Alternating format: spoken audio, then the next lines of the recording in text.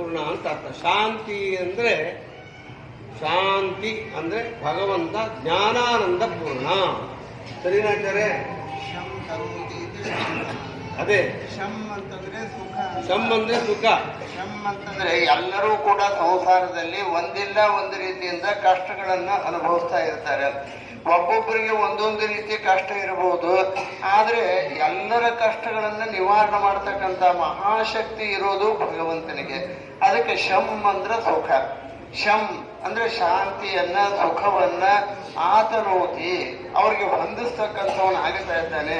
ಅದಕ್ಕೆ ಭಗವಂತ ನೀವೆಲ್ಲ ನಾನಾ ರೀತಿಯಾಗಿರ್ತಕ್ಕಂತಹ ಸೇವೆಯನ್ನ ಮಾಡಿರ್ತಿರಲ್ಲ, ನಿಮ್ಮ ಎಲ್ಲರಿಗೂ ಕೂಡ ಭಗವಂತ ನಿಮ್ಮ ಅನಿಷ್ಟವನ್ನ ದೂರ ಮಾಡಿ ಇಷ್ಟಾರ್ಥವನ್ನ ಕೊಡ್ಲಿ ಅಂತ ಅನ್ನೋ ಸಲುವಾಗಿ ಶಾಂತಿ ಶಾಂತಿ ಶಾಂತಿ.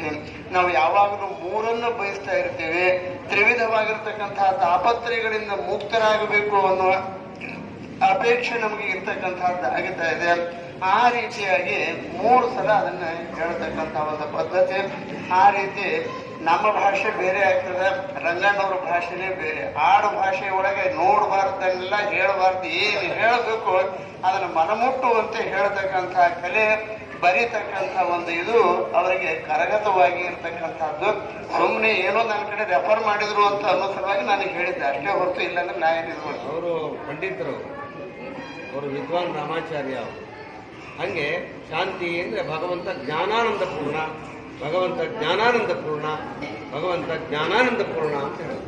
ಆಮೇಲೆ ಓಂ ಶಾಂತಿ ಶಾಂತಿ ಶಾಂತಿ ಹೆಂಗೆ ಹೇಳ್ಬೇಕು ಅಂತಂದರೆ, ತೊಟ್ಟಲಿನಲ್ಲಿ ಮಗುವನ್ನು ತೂಗಿದಾಗ ನಿದ್ದೆ ಮಾಡ್ತೇವೆ ಗೊತ್ತಾಗ ಅವಾಗ ಏನು ಮಾಡ್ತೀವಿ, ನಿಧಾನ ಕೂಗ್ತೀವಿ. ಲಾಸ್ಟಲ್ಲಿ ನಿಧಾನ ಕೂಗಿ ನಿಲ್ಲಿಸ್ತೀವಿ.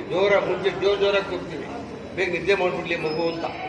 ಸೊ ಹಾಗೆ ಶಾಂತಿ ಶಾಂತಿ ಶಾಂತಿ ಅಂತ ಯಾರಿಗೂ ಕೇಳೋದು ನಿಧಾನವಾಗಿ ಹೇಳಬೇಕು. 3ನೇ ಸಲ ಶಾಂತಿ. ನೀವು ಮನೇಲಿ ಹೇಳೋದಾದ್ರೆ ಈ ರೀತಿ ಹೇಳ್ಬೇಕು. ಅಂದರೆ ಭಗವಂತ ಜ್ಞಾನಾನಂದ ಪೂರ್ಣ ಅಂತ ಅರ್ಥ. ಮತ್ತು ಅವನು ನಮಗೆ ಕಾಪಾಡ್ತಾನೆ. ಗೋವಿಂದ. ಯಾಕೆ ಈ ಚರ್ಚೆಗಳೆಲ್ಲ ಮಾಡ್ತೀವಿ ಇಲ್ಲಿ ಅಂತಂದ್ರೆ, ಬರೀ ಕೆನ್ನೆ ತಟ್ಕೊಳ್ಳೋದು, ನಮಸ್ಕಾರ ಹಾಕೋದು, ತೀರ್ಥ ತಗೊಂಡು ಓಡೋಗೋದು ಪ್ರಯೋಜನ ಇಲ್ಲ. ಅದು ಮೂಢನಂಬಿಕೆ. ನಿಜ ಹೇಳೋದಾದ್ರೆ ಕೆನ್ನೆ ತಟ್ಕೊಂಡು ಓಡೋಗೋದು ಇದೆಯಲ್ಲ, ಅದು ಮೂಢನಂಬಿಕೆ. ಇದು ಗಾಢವಾದ ನಂಬಿಕೆ. ಗಾಢವಾದ ನಂಬಿಕೆ ಯಾವಾಗ ಬರುತ್ತೆ? ಸತ್ಯದ ಆಧಾರದ ಮೇಲೆ ಮಾಹಿತಿಯನ್ನು ಪಡೆದರೆ. ಅದಕ್ಕೆ ಆಮೇಲೆ ನಾನು ನಿಮ್ಮ ಕಕ್ಷಾ ತಾರತಮ್ಯ ಅಂದರೆ ಅದಕ್ಕೆ ಸೂಕ್ಷ್ಮವಾಗಿ ಹೇಳ್ಬೇಕು ನಿಮಗೆ. ಈ ಕಕ್ಷಾ ತಾರತಮ್ಯ ಯಾಕೆ ಬೇಕು? ಒಂದು ಮನೆ ಒಳಗೆ ದಡ್ಡ ಇರ್ತಾನೆ, ಗಂಡ ಅನ್ನಿಸ್ಕೊಂಡು, ಆದರೂ ಅವ್ರು ಹೆಂಡತಿ ಏನು ಹೇಳ್ತಾರೆ, ನಮ್ಮ ಯಜಮಾನ್ರು ಹೇಳ್ದಂಗೆ ಕೇಳೋದು ಅಲ್ವಾ ಅಂತ ಹೇಳಿಲ್ವ? ನಮ್ಮ ಯಜಮಾನ್ರು ಹೇಳ್ದಂಗೆ ಕೇಳೋದು. ಯಾರೋ ಕೇಳ್ತಾರೆ, ಅದು ಇಲ್ಲಪ್ಪ ನಮ್ಮ ಯಜಮಾನ್ರು ಕೇಳಬೇಕು ಅಂತ ಹೇಳಿಲ್ಲ. ಒಳಗೋಗಿ ರೂಮಲ್ಲಿ 2 ಬಾರಿಸ್ತಾಳೆ ಅವನಿಗೆ, ಅದು ಬೇರೆ. ಆದರೆ 4 ಜನ ನಮ್ಮ ಯಜಮಾನ್ರು ಕೇಳಬೇಕು ಅಂತ. ಕೇಳ್ತಾರೆ ಅವರು, ಇದು ನಿಮ್ಮ ಅನುಭವ ಅಂತ ಕೇಳ್ತಾರೆ. ಅದೆಲ್ಲ ಹೇಳಕ್ಕಾಗ, ಅದೆಲ್ಲ ಬಹಿರಂಗವಾಗಿ ಹೇಳಕ್ಕಾಗಬಾರ್ದು. ನಗನಗ್ತಾನೆ ಇರ್ಬೇಕು ಹೊರಗಡೆ. ಹಂಗೆ ಈ ಕಕ್ಷಾ ತಾರತಮ್ಯ ಇದೆಯಲ್ಲ, ಅದು ಜಗತ್ತಲ್ಲಿದೆ ನೋಡಿ. ನಮ್ಮ ದೇಶ ರಾಷ್ಟ್ರಪತಿ ದೊಡ್ಡವನು, ಎಲ್ರಿಗೂ ಗೊತ್ತಲ್ಲ.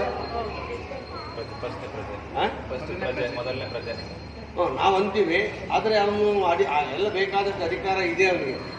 ಹಾಗೆ ನೋಡಿ, ನಮ್ಮ ಈ ಮಾನವರ ಆಡಳಿತದಲ್ಲೂ ಕೂಡ ಒಬ್ಬ ದೊಡ್ಡವನಿದ್ದಾನೆ. ಅಲ್ಲಿ 7-8 ಜನ ಇಲ್ಲ. ನಿಮ್ಮಲ್ಲೇ ಇರ್ಬೇಕಾದ್ರೆ ದೇವತೆಗಳಲ್ಲಿ. ಆದ್ದರಿಂದ ಪರಮಾತ್ಮ ದೊಡ್ಡವನು, ಮಹಾಲಕ್ಷ್ಮಿ ನೆಕ್ಸ್ಟ್ ದೊಡ್ಡವಳು. ಎಷ್ಟು ದೊಡ್ಡವಳು ಅಂದರೆ, ಈ ನಮ್ಮ ಚತುರ್ಮುಖ ಬ್ರಹ್ಮಂದ